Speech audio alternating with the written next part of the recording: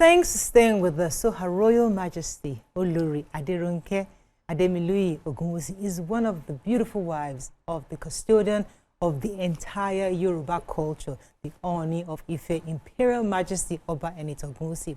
She's a prominent figure in the fashion and cultural landscape, known for her work with Africa Fashion Week London and her dedication to promoting African fashion and culture globally. She's also involved in cultural preservation, women's empowerment, and educational initiatives within the fashion industry. She will be speaking to us elaborately on this global event that has consistently put Nigeria on the global map when it comes to promoting African fashion. Welcome with us, the one and only Her Royal Majesty. Olori Aderonke Ademiluyi. Good to have you. In the traditional way, one year kashe kabiyesi o. Kabiyesi o. Thank you. Good to have you. Thank so you. I know you've done this since 2011, consistently. It's 2025, and before we even go to the event, in your own review, how do you think the fashion industry, especially in Nigeria, has grown, especially within and outside the shores of our country? Thank you for having me here today. It's an honor. I think this is my second or third time. Yes, so thank you so much. African fashion, our fashion has evolved. Right. I remember when we started Africa Fashion Week London in 2011, no one wanted to touch African fashion then. But if you look at our fashion now, it has evolved. People wear it with so much pride. When I was growing up, we used to shy away from African fashion. Sure. You know, we would never go out in the UK on the trains or go to school with an African fashion outfit. But now it has changed. Our designs are, I think they're phenomenal. Our fabrics, our textiles, and what the young generation of designers are doing with African fashion is just, it's enormous. It's mind-blowing. And it also helps promote our culture as well. Okay, so let's take it ab initio. What prompted your passion for, for the fashion industry? And where was that light bulb moment when you knew that, you know what, I want to do this and I want to focus on this? Okay, so the story behind that was, I'm going to refer to growing up in the UK, you know, wanting to buy an African fashion outfit. Maybe then for the Owambe parties, they were not readily available. So you would have to, you know, send someone going back home then, you know, to make an outfit for you. And then in 2010, I had moved back to Nigeria then. So I went for summer in the UK. And then there was a party. I wanted to go to a Nigerian party. And I couldn't find anything African to wear. There was nothing in the high street stores. There was nothing anywhere. And I thought to myself, don't we have good African designers? We must have some of them.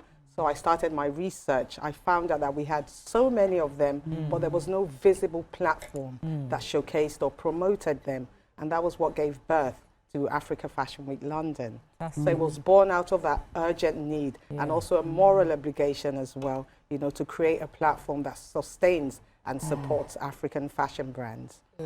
Okay, if we look at it before, from time immemorial, we've always had Ankara, and these days we see that Adire is somewhat taking over the market. And I know that there's been a tussle between the Abeokuta people and the Ife people of the origination of Adire. And looking at the Odua Textile Adire Hub, which you champion, what are your visions for taking Adire from this space to the global level? My vision for that is to continue doing what we're doing. With the Africa Fashion Week London, I'm also the co-founder of Africa Fashion Week Brazil as well. As we all know, we have about 90 million black people of African origin in Brazil. So to keep on showcasing, you know, keep on promoting what we do. And it also helps us grow our GDP because the sudden surge, you know, the sudden demand of the Adire industry is phenomenal. It has helped, you know, if you look at the value chain of the Adire industry, from the designers to the textile designers, the artisans, the people who, the dyes, you know, the waxes and everything. So it's promoting employment, it's creating wealth, it's job creation, it's just so much, you know, behind, you know, seeing a beautiful Adire, but what actually goes into it and what it can do and what it's doing as well. So we're going to keep on promoting that. every year at Africa Fashion Week London, I think since we established our textile hub in Ife in 2021, we have been showcasing Adire on a global platform. And we're going to continue doing that. Yeah, I wanted to ask, when is it? Because if I'm in England, I would love to come. Okay. So please make sure I in get Nigeria my... or in England? It's in London, isn't it? It's in London. So it's our 15th edition in London on the 9th and 10th of August.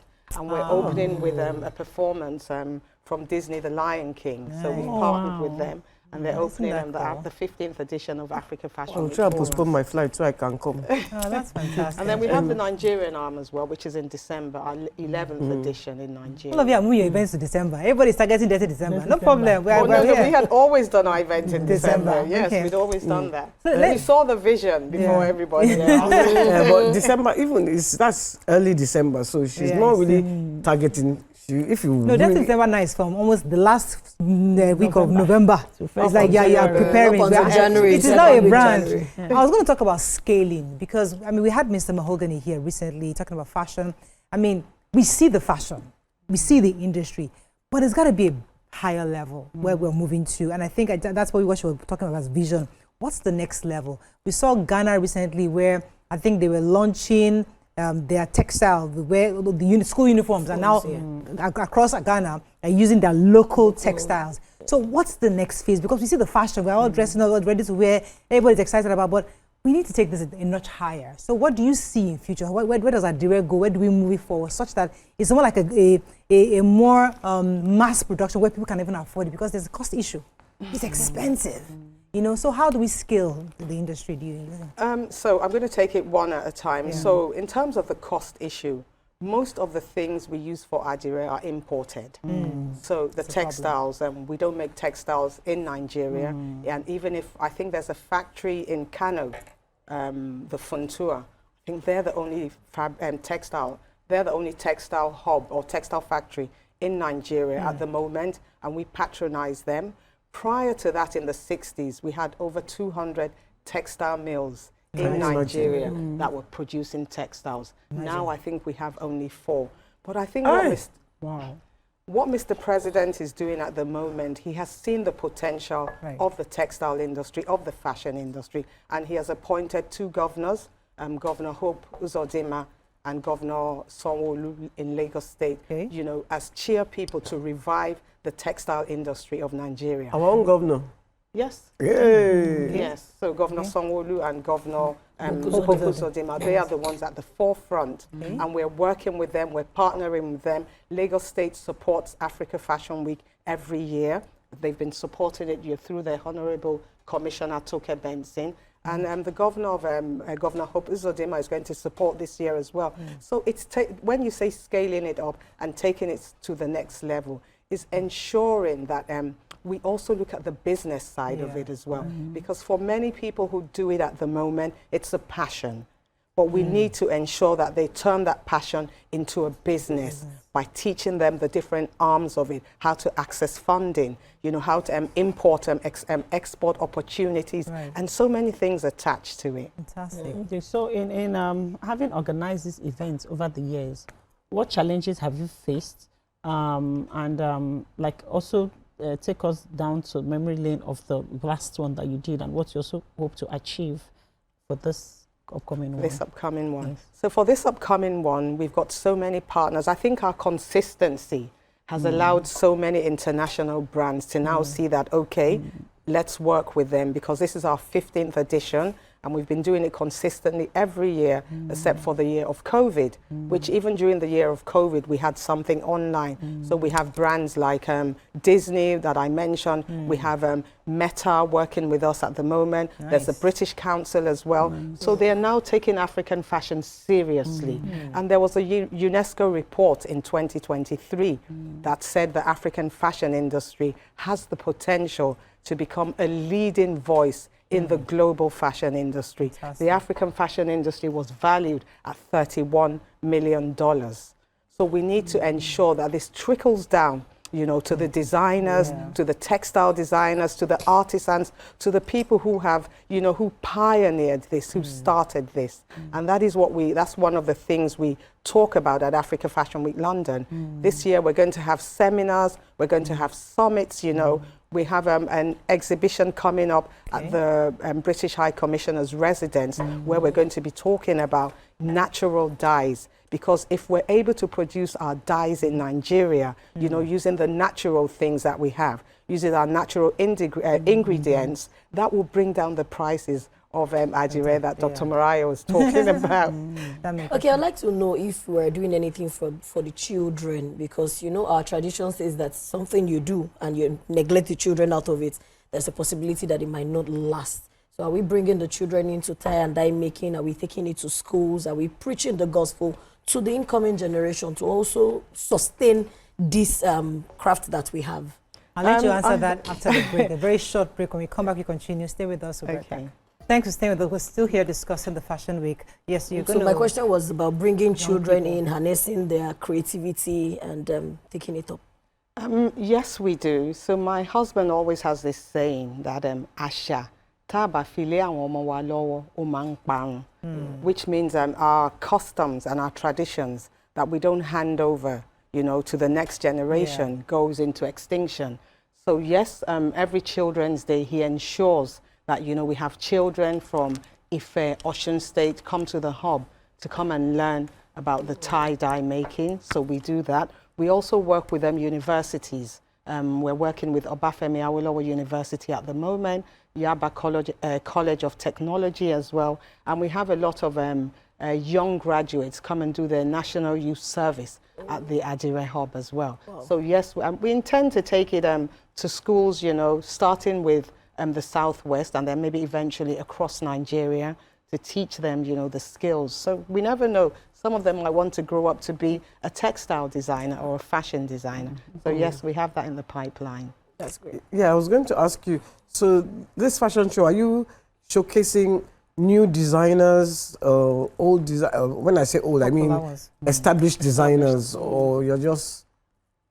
So we always make sure we have a few established ones, like Amos Ejiro, Tafiri, Adebayo Jones, because they allow us to lend their name to the new designers who are coming on board, you know, to give them inspiration. But our show it's mainly featured around up and coming, because we act as a springboard for young designers across Africa who want to go into the international fashion industry. So this year we have designers from Nigeria, of course. Nigeria, we set the pace when it comes to African fashion. Nigeria, Ghana, Cotonou, Togo, Ethiopia.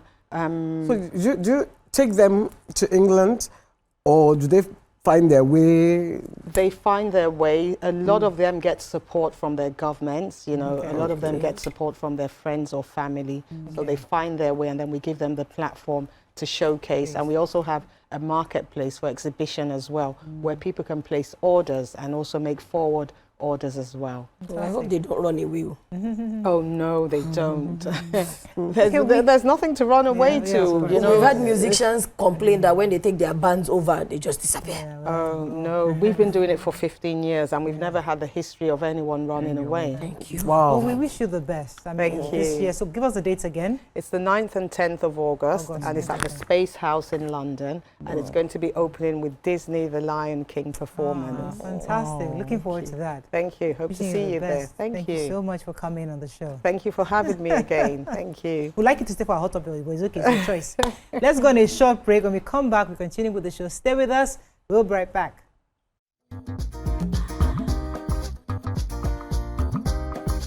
Stay tuned. Your view